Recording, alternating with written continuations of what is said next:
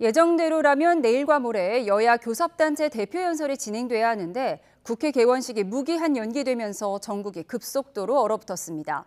개점 휴업에 접어든 정치권, 최창렬 용의대 특임교수, 박명호 동국대 정치외교학과 교수와 출구 전략을 찾아보도록 하겠습니다. 두 분 어서 오세요. 네, 안녕하세요. 네. 지난주 금요일이죠. 국회 개원식이 무산됐고요. 내일과 모레 예정됐던 여야 교섭단체 대표 연설도 무산됐습니다. 또 앞서 지난주 대정부 질문도 12년 만에 파행됐는데요. 교수님, 어디서부터 꼬인 걸까요? 이 어디서부터 꼬였냐고 갑자기 물어보시니까 이게 모든 면에서 다 꼬여 있는 것 같아요. 네. 어느 문제가 한두 가지에서 꼬여 있는 게 아니라서 참 처방하기가 어렵습니다. 이게 의사들이 이제 환자를 처방하는 게 진단을 정확하게 한 다음에 처방을 해야 될 거 아니에요? 진단 자체가 어려운 것 같아요. 지금 우선 당장은 이제 그 해병대원 특검에 대한 게 제일 큰 거고, 네. 특히 이제 우원식 국회의장이 이제 그 야당 의원이 여당에서 국민의힘 의원도 이제 필리버스터를 진행 중이었잖아요. 이른바 이제 합법적 의사 진행 방해, 또 무제한 토론 이렇게 얘기를 하는데 중간에 이제 그 필리버스터 종료 24시간이 됐기 때문에 종료시킨 거예요. 그러면서 더 확 꼬인 겁니다. 그러면서 대정부 질문이 이제 중단되고 그랬었는데. 글쎄요, 뭐 국회의장의 그런 행태보다도 지금 어쨌든 해병대원 특검을 둘러싼 문제, 이 부분이 제일 크고, 또 하나가 이제 또 뭐 여러 법안들이 있잖아요. 방송 3법도 있고, 또 이진숙 방송통신위원장 내정한 것도 있고, 막 이런 문제들로 지금 여야가 이 모든 문제 전방위적으로 모든 전선에서 지금 걸쳐가지고 꼬여 있습니다. 지금 이 대치 상태가 어느 하나 이렇게 뭐 어떤 접점을 찾아갈 수 있는 상황이 아닙니다. 지금 그러다 보니까. 개원식이 연기된 건 제가 알기로는 거의 헌정사상 처음인 것 같은데 개원식 자체가 연기된 거잖아요 지금. 네, 48일 만에 열린 적도 있다고 하더라고요.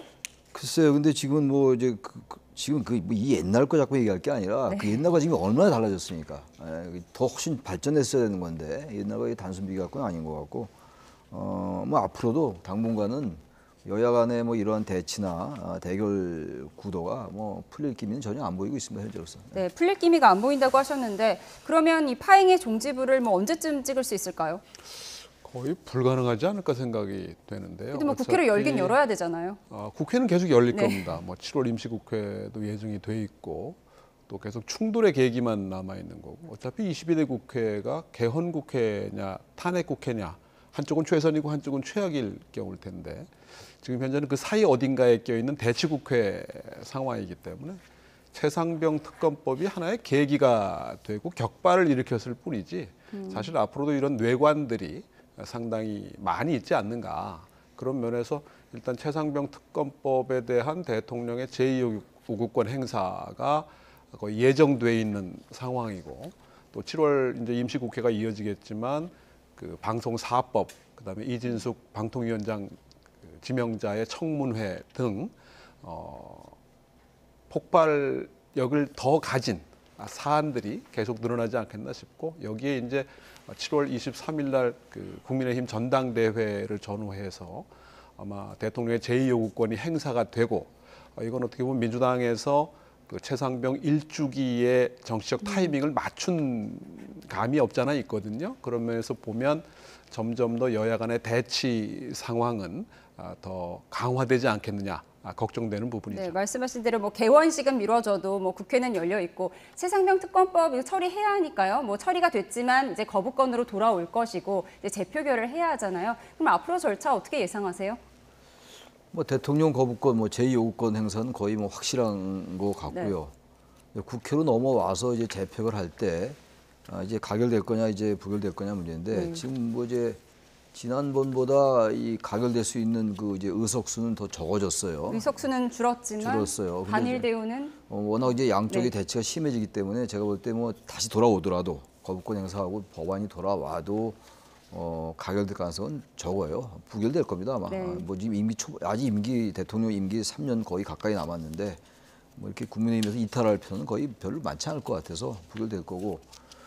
이제 문제는 이제 앞으로 그 다음입니다. 그 다음에 그럼 또 해병대원 특검을 또 상정할 건지 민주당이 그러면 정말 이 정치는 희화되는 수밖에 없어요. 희화되는 거죠. 그러니까 지금 한동훈 이제 국민의힘 전당대회 후보가 당권 후보가 이 해병대원 특검법에 이제 그 이른바 수정 제안을 해놓은 상태 아니에요? 이제 여러 가지 상황을 좀 고쳤죠. 이제 뭐 특검 후보, 특검을 이제 추천하는 주체. 주체를 이제 뭐 대법원장 추천을 한다 이런 식으로 이제 바꿨는데 그렇게 수정 제안을 할지 여야가 그래서 그런 이제 안에 접점이 모여질 수밖에 없어요. 근데 지금 제가 알기로는 민주당 아주 일각에서 뭔가 이 지금 해병대 특검법을 좀 바꾸자, 좀 수정하자 이런 움직임이 전혀 없진 않아요 지금. 그래서 여당에서 여권에서 조금 더 적극적으로 나온단 말이죠. 이 해병대 특검을 받아들인 대신에 이 어떤 특검 이제 추천 주체를 바꾼다든지 그리고 여권에서 이제 그 불편하게 느끼는 독소 조항들 이른바 독소 조항이죠. 그런 것들도 좀 손을 본다면은 합의해서 특검을 하는 게 그게 정국을 푸는 길이라고 봐요. 그런 부분을 누군가 제안해야 돼요. 야당, 여당 다 그런 생각을 갖고 있는 사람이 있기 때문에 소수지만. 우선은 지난주에 통과한 최상병 특검법, 민주당표 특검법은 이제 부결이 되고, 그럼요. 네, 그 다음에 이제 합의할 수 있는 가능성에 대해서 우리가 생각을 해봐야 하는데 네, 그렇죠. 한동훈 후보가 제안한 제3자 추천 특검법이 하나의 카드가 될 것이다라고 보시는 카드가 거죠? 돼야 되는데 지금 네. 특히 대통령실이나 이 여권 주류 핵심은 워낙 완고한 것 같아요. 그러면 안 된다 그거조차. 근데 그렇다면 과연 출구가 어디냐의 문제죠. 그게 뭐 옳다 그러다 뭐 가치 판단하기 이전에 어떻게 할 거냐 이 문제를. 그렇다면 결국은 조금씩 양보해서 수정안을 만들 수밖에 없지 않을까. 그래도 여야 일각에서 제기되고 있기 때문에 저는 그 방법이 최선이라고 생각합니다. 예. 근데 내일 경북경찰청에서 수사 결과를 발표하잖아요. 뭐 이 부분이 특검안이 진행되는데 어떤 변수가 될 수 있을까요? 글쎄요, 이제 이게 사실은 별거 아닐 수도 있었다라는 일이라고 하는 주장이나 네. 설명을 하시는 분들도 계시는데 수사심의에서는 지금은- 임성근 전 사당장의 불송치 의견을 제시했다고 하잖아요. 지금은 이제 그 단계를 넘어선 게 아닌가. 그래서 경찰의 수사 결과 발표와 또 아마 고실지 좀 더 있어야 될지 모르겠지만 네. 공수처 수사 결과 발표도 결국 문제는 사람들의 신뢰를 어느 정도 얻어낼 수 있겠느냐, 공감을 받아낼 수 있겠느냐라고 하는 것인데 그렇게 하기엔 지금 타이밍이 많이 늦지 않았는가. 그런 면에서 사실은 별거 아닌 일이었고 따라서 그렇게 절차상 하자만 없다면 크게 이렇게 문제가 되지 않아야 될 일이었을런지도 모른다고 하지만 지금 현재는 상당히 정치화된 사건이 된 거고 이것이 앞서 말씀드린 대치국회의 상징이 됐고 또 이것을 계기로 앞으로 더 악화될 가능성이 높은 사안이 됐다는 측면에서 보면 경찰의 결정이나 또는 공수처의 이제 수사 결과 발표 등이 과연 여론의 향배에 얼마나 많은 영향을 주느냐가 관건이 아닐까 싶고 여기에 따라서 야당은 기존의 닭공 모드를 계속 이어갈 건지 네. 조금 완급을 조절할 건지 또 여당은 여기에 대해서 어떤 그 출구나 대안을 모색해서 현실적으로 해결 가능하도록 만들 수 있을지가 관건이 아닐까 싶습니다. 네. 앞서 이제 국민의힘 이탈표가 거의 없을 것이다라고 예측을 해주셨고요. 사실상 안철수 의원만 찬성표를 던졌잖아요. 네. 국민의힘에서는.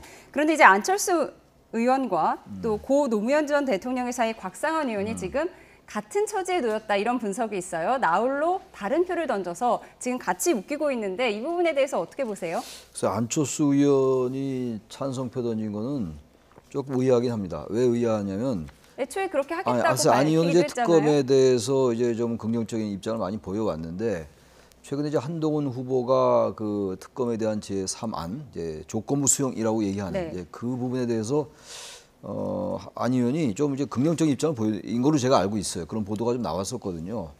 그러면 그게 맞는 그 방향이 좋다 이렇게 얘기했고 또 이 지금 특검이 지금 21대래야 뭐 5월달 얘기입니다만 5월 21일인가 이때 폐기될 때 그때의 법안 내용보다 지금 이번에 통과된 이 해병대원 특검 법은 훨씬 더 내용이 강화됐어요. 민주당 입장에서 볼 때 강화됐다는 네. 얘기예요. 조국 혁신당도 추천할 수 있게 돼 있고. 비교섭 단체를 넣었죠. 이른바 아까도 말씀드렸지만 더 독소 조항이 강해진 거예요. 여당 입장에서 볼 때 독소 조항이 수사 강해진 범위도 건데, 넓혔고요. 넓혔고 말이죠. 그렇다면 이거는 반대할 이 찬성의 명분이 더 약해진 거예요. 게다가 제3안에 대해서 좀 긍정적이다. 그 얘기는 뭡니까?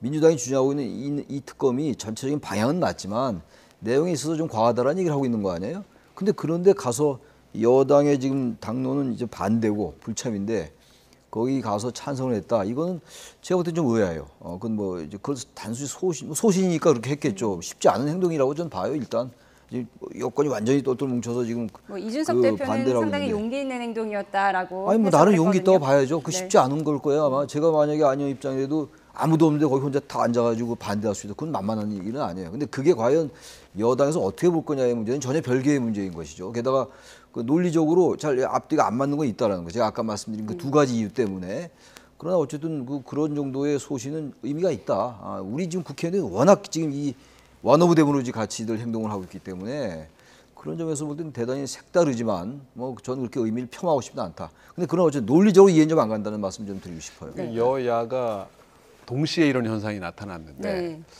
우리나라 정당들은 여야를 불문하고 이른바 당론으로 대표되는 정당 집단주의로부터 벗어나는 것에 대해서 상당히 거부감을 느껴왔고 정치적 피해를 보는 경우도 많았는데 이번에 두 의원이 각각의 위치나 입장은 다르지만 또 사안도 다르고 네, 사안을 잠깐 정리해드리면 이제 안철수 의원의 경우에는 최상병 특검법에 대해서 나홀로 찬성표를 던진 거고 이제 곽상원 의원의 경우에는 이제 검사 탄핵안에 대해서 기권을 한 것이죠. 그렇죠. 그러니까 이제 입장이나 사안이나 경우들은 다 다른데 네. 제가 이제 주목하는 것은 그런 그 정당 집단주의에 어떻게 보면 매몰돼 있었던 의원들의 양당에서 한 명씩 이게 이제 전조 증상인지 아니면 이 두 분이 각각의 위치에서 너무 앞서 나간 건지는 좀 시간이 지나봐야 될 것 같아요.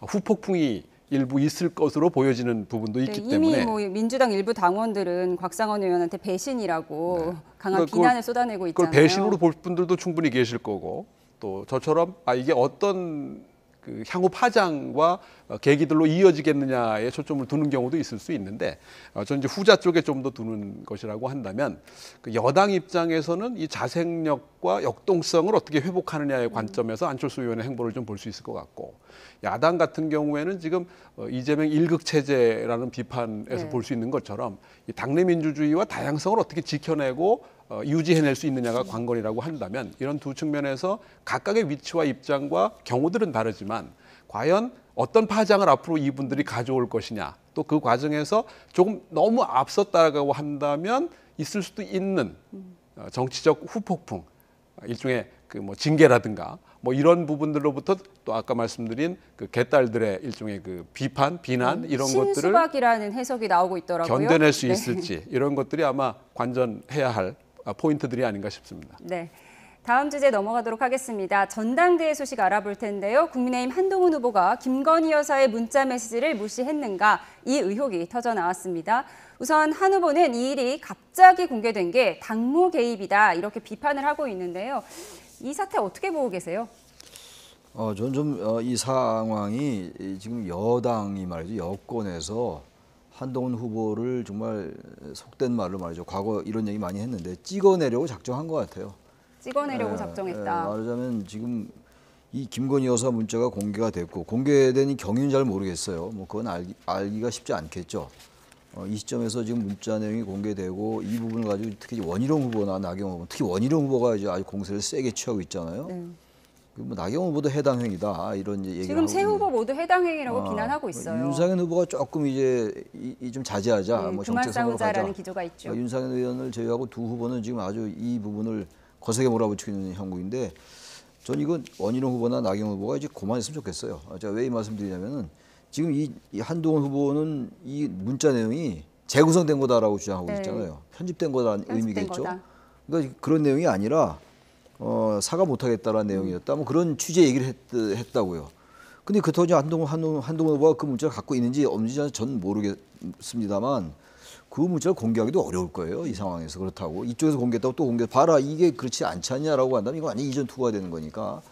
근데 이 문제를 가지고 지금 김건희 여사가 사과할 수 있었는데 한동훈 후보가 이에 대해서 상의하지 않고 답변 안 했으므로 사과를 안 했고 따라서 졌다 이런 논리잖아요. 그래서 해당 행위다. 이런 그 논리 비약이 어디 있습니까? 그럼 그 당시에 진 게 단순히 김건희 여사가 사과를 안 해서 졌습니까? 그리고 물론 이제 모르죠. 그건 알 수가 없어요. 의미가 없어요. 그 가정을 해본다는 건 의미가 없어요. 이미 지나간 일이기 때문에. 우리 역사적 가정이라는 게 의미가 없다고 그러잖아요. 그러면 어떤 분은 그런 말씀을 하는 분도 있더라고요. 만약에 문자를 했으면 적어도 지는 건 막지 못했다 하더라도 수도권에서 열성 내지 뭐 몇 선도 얻지 않았겠느냐 뭐 이런 얘기도 하는 사람도 있던데 그게 의미가 없는 얘기고 어쨌든 간 이 문제의 본질은 말이죠. 이제 와서 6개월 지난 다음에 문자를 공개해서 봐라 이거 한동훈이가 이렇게 했기 때문에 우리가 진 거다라고 한동훈을 몰아붙이고 있는 그런 형국이 되고 있잖아요. 저는 상당히 어떤 의도된 저 문자 공개가 아닌가 생각해요. 저는 그래서 이런 행동들은 이런 걸 전형적으로 이전 투라고 그래요. 그렇게 얘기합니다. 그래서 이거는 좀 이젠 초반, 중반 이제 그 사이에 와 있는데 전당대회가 23일이니까 23일 중에 벌써 시간이 꽤 됐는데 그쯤 하고 좀 미래 비전으로 가야 돼요. 지금 미래 비전으로 전당대회에서 가야 한 게 오로지 친윤 반윤에다 그것도 모자라서 이제 드디어 문자 공개가지고 이런 설정이 벌어지고 네, 지금 있다. 뇌관으로 떠오르고 있는데 사실 쟁점은 두 가지 같아요. 한동훈 전 위원장의 승인이 있어야만 사과를 할 수 있었던 것이냐, 그리고 진짜로 사과를 했다면 결과가 참패보다는 좀 나았을 것이냐, 이 두 가지 같거든요. 두 번째 거는 뭐 지금으로선 다 각자의 입장에서 예측과 어떻게 보면 추정의 영역이기 때문에 낙선자 입장에서는 이렇게 원망하고 싶을 수도 있을 것 수도권에 같아요. 일부 긍정적인 네. 영향을 줬을 수는 있지만 네. 그게 당락을 가를 정도였겠느냐는 거는 지금으로서는 알 수 없는 것 같고, 첫 번째 경우는 이게 이제 그 사실관계조차도 확인이 안 된, 네. 확정이 안 된 사안이라서 한쪽은 사과하겠다고 했는데 못하게 한 거다라는 식이고, 한쪽은 내용이 다르다라는 네. 것이기 사과를 때문에 못할 이유만 더 많았다. 이렇게 그렇죠. 해석하고 그러니까 있는 서로 거죠. 어떻게 한 보면 위원장 반대 입장에서는. 방향의 해석이라서 네.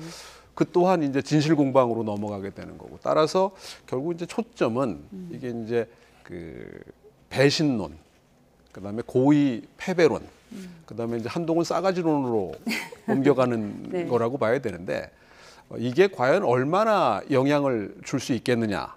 아마 의도한 측에서 보면 영향이 있을 것이고, 그들의 입장에서 보면 긍정적이라고 판단했으니까 결행을 했다라고 봐야 되겠지만, 과연 그럴지는 이제 23일 날 봐야 될 거고, 문제는 결국 1라운드는 결선 투표가 없다면 한동훈이냐 아니냐의 쟁점을 다시 한번 확인시켜주는 셈이 됐고요.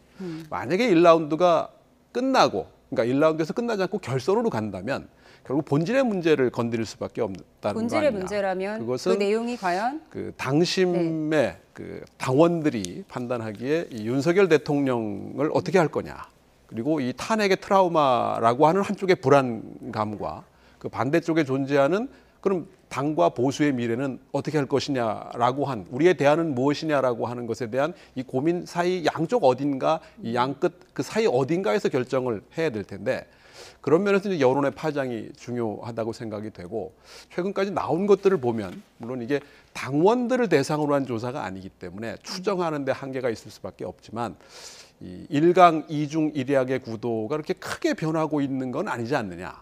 아직까지는 저는 대세는 이게 이제 흔들리지 않다고 보시는 거죠. 그 이제 큰 영향을 주고 있지는 아직은 아닌 것 같은데, 이게 이제 그 문자의 일십 논란이 앞으로 어떻게 또 전개가 될지, 이 원희룡 후보 같은 경우에 내용 다 까자는 거잖아요. 사실관계 확인하자라는 거기 때문에 결국 진실 공방을 해결을 해야, 이 부분에 대해서 사실이 확정이 돼야 여기에 대한 판단과 또는 선택의 문제로 넘어갈 텐데, 그 문자를 추가 공개해야 한다고 보세요? 그건 뭐 제가 선택할 부분은 아닌데, 네. 그 보낸 분과 받은 사람 둘이 존재했던 일이 지금은 온 국민이 다 아는 일이 돼버린 상황이기 때문에 이거 어떤 것이 정치적으로 더 유불리에 따른 것이냐에 따른 판단이지 않을까 생각이 됩니다. 네, 조금 전 보여주셨던 그래픽을 한 번 더 보여주시면 좋을 것 같습니다.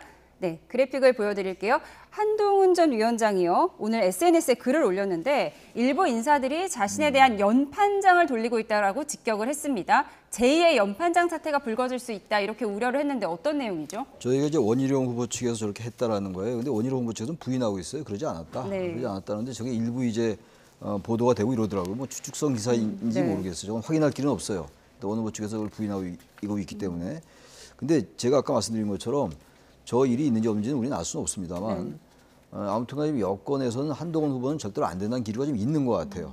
그러지 않고 문자 공개가 가능하겠어요? 저기 김건희 여사 혼자 생각해서 이 문자를 공개했겠습니까? 나름대로 뭐 상의나 논의 구조가 있지 않았겠어요? 네. 우리가 그렇게 생각하는 게 상식적이죠.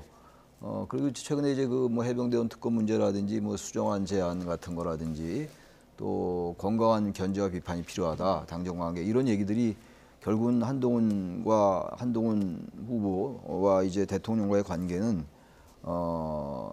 점점 복귀가 어렵다. 네. 뭐 그런 쪽으로 가는 거잖아요. 네. 그래서 여당의 핵심 지지층들이 이제 한동훈 후보는 곤란하다, 이런 쪽으로 몰고 가기 위한 좀 하나의 그 뭔가 지금 의도가 개입돼 있다고 볼 수밖에 없어요.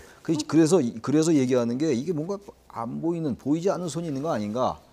이렇게 해야지 이게 좀 설명이 되지 않겠어요? 보이지 않는 손이요. 그건 뭔지 모르겠어요, 저도. 네. 뭔지 모르겠습니다만 그런 부분들이 있지 않고서야 전당대회가 이렇게 지금 엉뚱하게 김건희 여사가 그 당시 보냈다고 얘기하는 보낸 문자가 공개가 돼서 특정 후보를 막 코너에 몰고 또 당사자 후보는 이제 연판장에까지 나오고 말이죠. 이쯤 되면은 이게 전당대회가 아니라 전형적인 권력 투쟁이에요. 물론 정치라는 게 권력 투쟁의 성격을 갖고 있다 하더라도 저렇게 노골적으로 권력 투쟁하는 정치, 현대 정치는 안 그래요. 과거 정치가 그랬죠. 저분 좀 빨리 이제 이성을 차리는 게 좋을 것 같아요. 이런 식으로 전당대회 가서 안 됩니다. 네, 정말로. 지금 이성을 잃은 진흙탕 싸움으로 해석을 해주셨는데 그럼 이 진흙탕 싸움을 보는 민주당의 입장은 어떨까요? 누가 됐으면 좋겠다고 생각할까요? 글쎄요. 그건 민주당에 물어보셔야죠. 그러니까 이제 한동훈 후보가 결심을 한 게 아닌가 싶어요. 어떤 그러니까 결심이요? 스스로 결심을 한 건지 상황에 따라서 그렇게 선택할 수밖에 없게 됐는지 결과물은 지금 같은 건데 그 과정에 대해서는 본인밖에 알 수 없을 테니까 정확히 모르겠지만 당부 개입이라는 용어를 사용을 했는데 네. 그 워딩을 보면 앞에 주어가 없어요. 그러니까 누구의 당부 개입이냐라는 게 없는데 아까 보이지 않는 손이라고 말씀하셨는데 보이지 않는 손의 당무 개입일까요? 최창렬 용어로 이제 정리를 하겠습니다만은 그게 보이지 않는 손인데 아직 안 보이기 있죠. 근데 아마 네. 보시고 있는 분들도 계실 텐데 정확한 워딩을 보면 이번에 그 문자 논란이 그 제기된 계기를 보는 것 같거든요. 네. 누가 무슨 의도로 했느냐라는 데 초점을 두고 있다라고 하고 당무 개입이라는 용어를 사용한 것에 전 주목을 합니다. 그것은 원튼 원치 않든 이제 본인의 그 최종적인 입장을 정리한 게 아니었는가.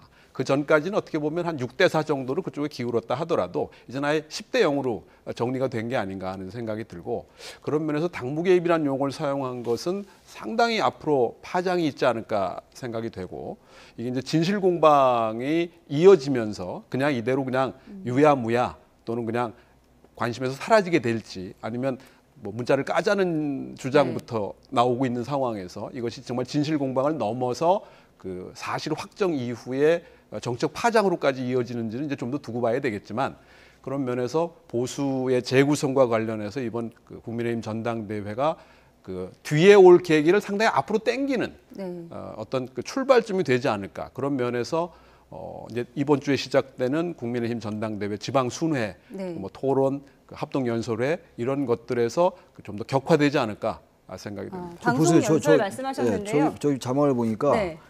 한동훈 위원장이 그 대통령실에다가 사과를 전달했다, 사과해야 된다고. 그런데 반대를 했다. 그리고 난 다음에 사퇴욕을 받았다고 돼 있잖아요. 저 얘기가 사실이란 말이죠. 그럼 지금 현재 김건희 여사가 문자 보낸 건 전혀 얘기가 다른 거예요. 저렇게 얘기했다는 거 아닙니까? 근데 저게 이제 진실인지 아닌지 알 수가 없다고 또 공격할 수가 있죠. 그러니까 이 부분은요, 이걸 뭐 정말 저 자체를 청문회를 열어가지고 국정조사 할 수는 없는 거잖아요. 당내 일인데. 근데 저 부분은 진위를 가리기도 어렵습니다만 저게 사실이라면은 저렇게 해놓고 이제 와서 김건희 여사 문자를 받고 그걸 씹었다. 뭐라고? 일씹이라고 하죠. 일씹 네, 발음하기도 읽고 어려워요. 무시했다. 네. 발음하기도 어려운데 그걸 가지고 해당이다라는 게 말이 되냐고요 도대체. 우리가 평가 분석만 할 게 아니라 여기 얘기 좀 해줘야 될 것 같아요. 전 저렇게 해서 안 된다라고 네. 전 또다시 말씀드립니다. 왜냐하면 이게 지금 전당대회 이 지금 우리나라 아까 맨 처음에 모두에 그랬잖아요. 이게 너무 꼬인다. 꼬이는 원인이 그런 거예요. 사법 리스크 때문에도 꼬이고 이재명 대표의 사법 리스크 때문에도 꼬이고 이쪽 여당의 전당대회가 저렇게 진흙탕 싸움의 양상 뛰니까 이게 또 꼬이고 같이 영향을 주고 있는데 여야가 이게 상승작용을 일으키더라고. 상승이야 상승. 상승인데 상생의 상승이 아니라 상사의 상승을 한다고. 네. 그래서 이거는 빨리 어떻게 여당이 집권 세력답게 말이죠. 품위 있게 품격 있게 그렇게 해결을 하는 방향을 찾아야 저게 뭐 하는 겁니까? 네, 6개월 전 문자 메시지는 해당 행위가 아니고 전당대회 이렇게 치르면 안 된다라고 지적해 주셨습니다. 해당 행위가 아니다라고 그렇다고 내가 판단할 수 있는 위치에 있지는 않아요. 그러나 저렇게 하면 안 된다는 얘기는 맞습니다. 해당 행위가 아니다라면 그거 제가 판단하는 문제는 아니에요. 그건 논점도 안 된다고요 지금. 네. 해당이 당연히 아니죠. 제가 볼 때는 개인 의견입니다. 알겠습니다. 국민의힘 전당대회 이야기 여기까지 해보고요. 민주당 전당대회 얘기해보겠습니다. 이재명 대표는 이르면 이번 주 화요일에 당대표 연임 도전에 나설 것으로 보입니다. 지난달 24일에 대표직 사퇴를 했는데 공식적인 입장은 계속 미뤄왔거든요. 그 이유가 뭘까요?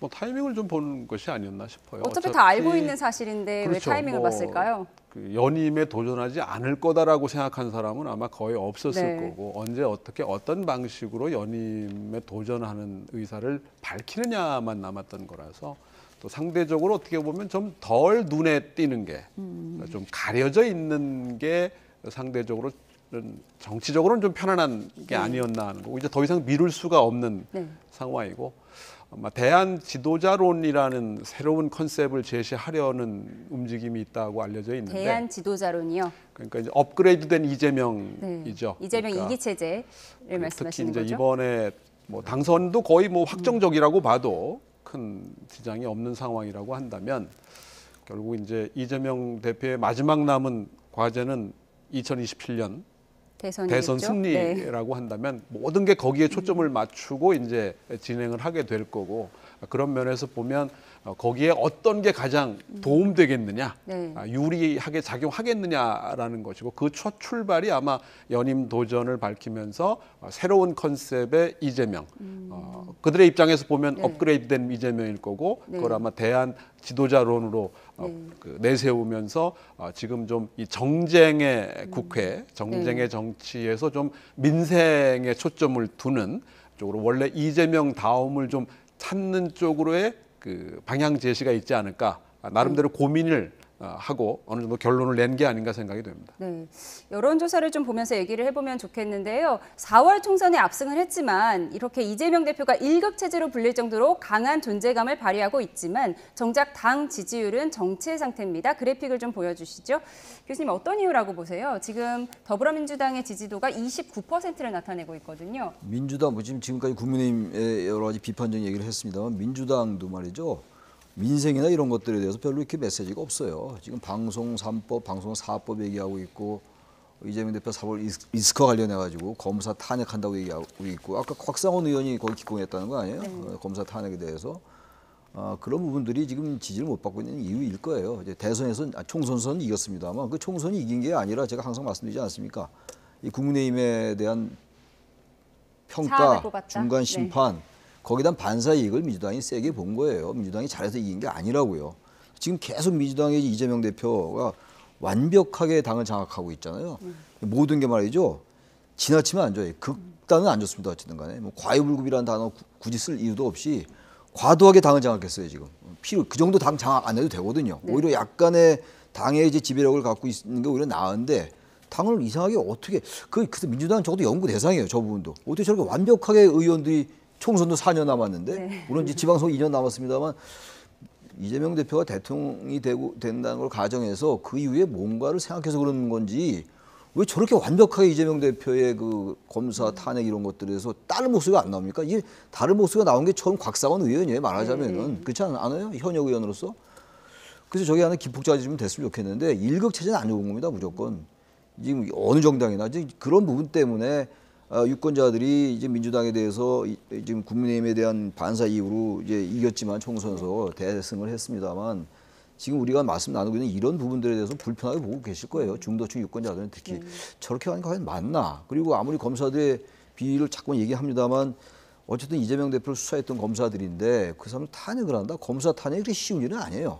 물론 탄핵이라는 건 국회가 갖고 있는 고유 권한이에요. 공직자에 대해서 헌법과 법률 위반한 공직자에 대해서 탄핵하는 거 좋습니다. 좋은데 과연 그게 그 정도의 정당성을 갖는 것이지 이런 것들이 모아져 가지고 좀 민주당에 대한 지지율이 정당 지지도를 볼 때는 지금 국민의힘이 이렇게 어지러운데도 불구하고 아까는 자막에 낮게 나오잖아요. 그래픽에. 그거를 3%포인트 하락한 것으로 나왔는데요. 네, 민주당도 그런 부분을 특히 이재명 대표도 1급 체제에 너무 안주할 게 아니라 좀 스스로가 성찰하고 돌아올 필요가 있다라고 말씀드립니다. 민주당 1급 체제를 중도층이 불편해할 것이다라고 해석을 해주셨는데 이 또대명, 어대명 이 분위기 속에서 김두관 전 의원이 대항마로 나올 것이다라고 지금 추측되고 있는데요. 어떻게 보세요? 김두관 의원이 뭐 들러리에 머물 것이다. 라고 보세요? 아니면 그래도 약진에서 어느 정도 의미를 둘 것이다라고 보세요? 어느 정도 득표를 해야 그 말씀하신 기준에 부합하는지는 뭐 각자의 판단이 다를 수 있는데 런닝메이트 성격이 짙지 않겠느냐.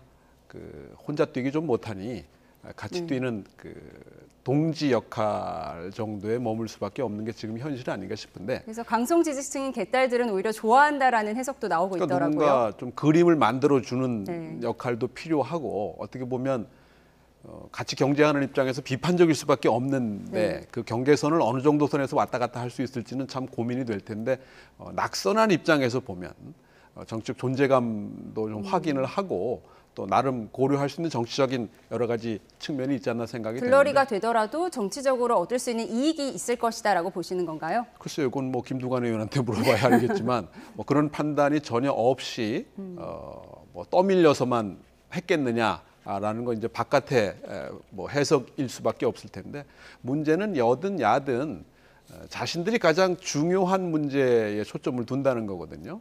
그러니까 여든 야든 지도부든 주류가 자신들이 중요하게 생각하는 문제에 초점을 두고 있는데 그게 과연 지금 여든 야든 대부분의 국민들이 궁금해하고 필요로 하는 사안과 현안과 연결돼 있는 것인지에 대해서는 여야가 점점 한번 고민해 볼 필요가 있지 않나 생각합니다. 네, 각 당의 전당대회 상황 짚어봤는데요. 저희가 마지막으로 여론조사 하나 더 보겠습니다. 네, 그래픽 한번 띄워주시죠. 네, 차기 대통령감으로 누가 좋느냐고 물어본 것인데 이재명 전 대표가 23%, 한동훈 후보가 17%입니다. 각 당의 당권 주자가 1, 2위를 차지하고 있는데요. 이 격차가 줄어들 수 있을 거라고 보세요? 뭐 줄어들 수 있겠죠. 줄어들 수도 있고 더 벌어질 수도 있고 순위가 바뀔 수도 있고 그렇겠죠. 지금 뭐 어떤 것이 변수가 될 수 있을까요? 일단 뭐 이재명 대표 4월 리스크의 재판 결과가 이제 공직선거법 관련 재판이 9월이나 10월달에 나온다는 얘기 아니에요 지금? 1심 결과가 있기 때문에 뭐 대법원까지는 뭐 아마 이번 대선 차기 대선 끝나고 대법원 판결이 나올 거예요 모든 게. 제가 볼 땐 그런데 그렇다 하더라도 이재명 대표에 대한 여러 가지 재판 중에서 대선 전에 한두 개가 1심 또는 2심까지 가서 그게 이제 이재명 대표가 원치 않는 방향으로 간다면 전 그게 상당한 파장을 불러일으킬 수 있을 거라고 봐요. 이 판도 민주당 내의 판도도 바뀔 수 있다고 보고 그게 큰 변수에 일단 그렇지 않을 수도 있고 제가 볼 때 그러나 그럴 가능성이 높다고 봐요. 1, 2심에서 유죄가 나올 경우에 어떻게 될지 전혀 알 수 없는 일이지만 그 부분이 크고 특히 한동훈 후보가 이번 전당대회에서 당대표 되느냐 안 되느냐 이건 아주 대단히 결정적일 것 같아요. 네. 여권의 이 지형 변화, 권력 지형 변화에 아주 결정적인 영향을 끼치는 게 한동훈 후보가 이번에 전당대회 당권에 성공하느냐, 그렇지 않느냐가 압도적으로 영향이 있을 것 같아요. 그 두 가지가 가장 큰 변수예요. 그 두 가지가 큰 변수이기 때문에 이재명, 한동훈이 1, 2위 하는 거 아니겠어요? 앞서 교수님께서 비판하신 네. 민주당이 추진하는 검사 탄핵안 이런 네. 부분은 변수가 될 수 있을까요? 그것도 변수가 될 수 있죠. 검사 탄핵안이 지금 여권의 전당대회에다가 이재명 야당 문제 때문에 잘 이제 수면에 안 나타나는데 지금 박상용 검사는 이제 고소를 했잖아요. 네. 자기 명예훼손이다. 뭐 이유를 댄 게 약간 좀 말씀드리기 뭐한 이유를 댔잖아요. 그 이제 탄핵의 이유를 가지고. 네, 사안의 중대성을 차치하더라도 팩트 자체가 틀렸다 이런 뭐 비판이 그게 나오고 사실관계가 있잖아요. 맞지 않는다고 해서 명예훼손으로 얘기한 거란 말이죠. 그래서 저는 이 부분도 큰 변수가 될 수 있어요. 검사를 4명 탄핵하는 거거든요. 그게 어쨌든 민주당은 지금 꼭 그렇게 주장하지 않습니다만 일반에서 보기에 이재명 대표 수사와 관련된 검사들이기 때문에 그래서 하는 게 아니냐라는 추론이 가능하잖아요. 합리적 추론이에요. 그거는 뭐 우리가 단정을 못한다 하더라도 그렇다면 이제 그걸 과연 유권자들이 어떻게 보느냐의 문제입니다. 지금 이재명 대표 4월 리스크는 진행 중인 것이고 1심, 2심이 계속 이제 진행이 될 거 아니겠어요.